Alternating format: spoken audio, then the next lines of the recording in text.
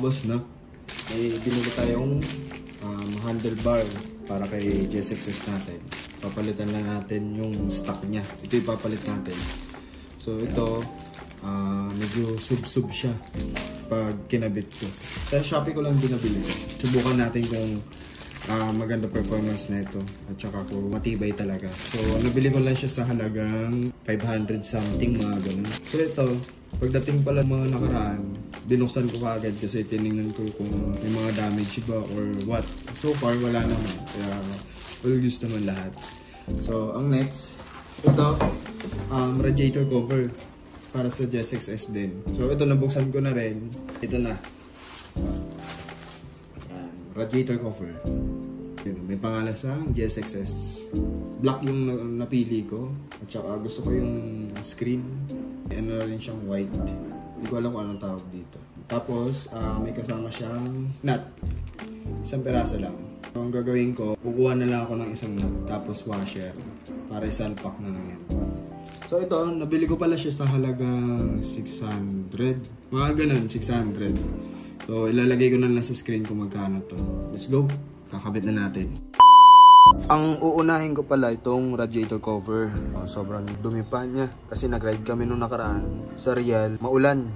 At saka papunta dito sa amin, maputik. Kaya hindi ko pa ito nalilinisan. Pag nakabit ko na, tsaka ko na ito lilinisan. Sobrang dumi ng makina niya.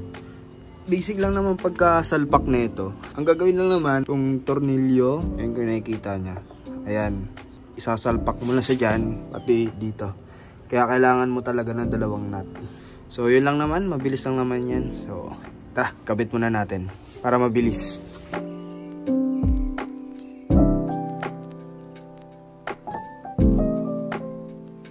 Ilagay na natin yung nut, pati yung taas. Ang gagawin na lang natin is higpitan na lang natin. So ayan, okay na, nahigpitan na natin. Ang next naman is itong handlebar. So mga tatanggalin natin tornilyo, itong apat. Ito, pati ito. Phillips screw lang naman yan. Ito, tatanggalin natin buo to. Tara, tanggalin muna natin.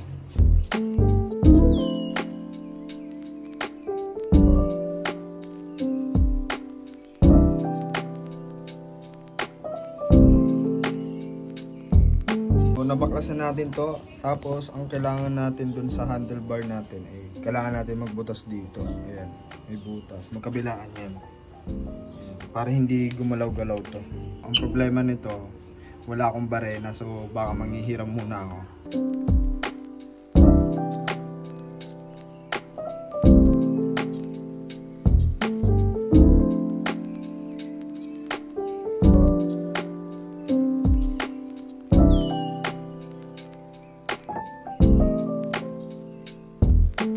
So, ayun mga boss, no? Natanggal na natin. So ito yung stock. So, ilalagay natin yung nabili natin sa Shopee. So, ito, itatabi lang muna natin ito. Pag nagsawa tayo, tsaka ibalik. Ito yung nabili natin sa Shopee. Ganito yung pwesto niya. Para hindi tumama dito. Ikabit muna natin ito.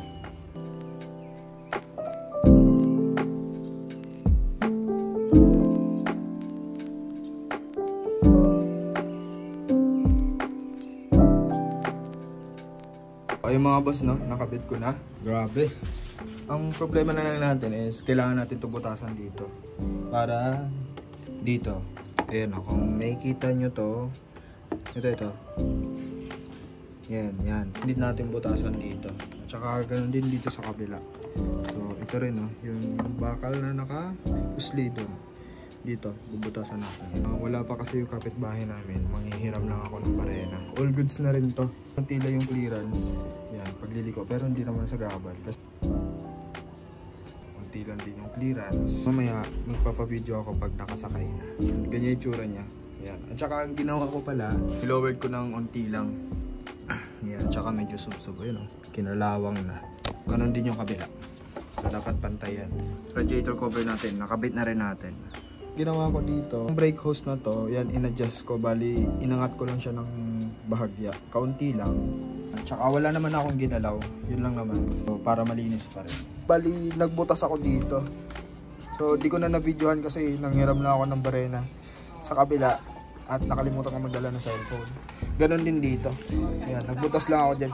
Makikita nyo naman yan, halimbawa pag tinanggal nyo to, meron bakal dito na naka-uslit na nakalagay dyan para hindi maggalaw-galaw. Okay naman na. Yun lang naman. So ang hinihintay ko na lang yung side mirror. Nag-order ako sa TikTok. Hinihintay ko lang dumating para ikabit ko siya. So mga boss, no, ganito yung itsura niya pag nakasakay na ako sa motor. Ayan. So ngayon, magpapa-video ako para makita nyo ko yung riding position ko kung sub-sub ba or hindi.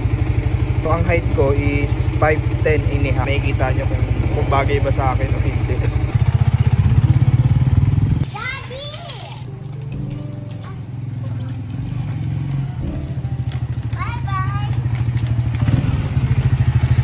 So ayun mga bossing, no, update ko na lang kayo ano yung magiging performance ko dito sa handlebar ko at kung ano yung mga na-experience ko, kung okay ba to kaysa sa stock. So ayun lang, peace out, ride safe.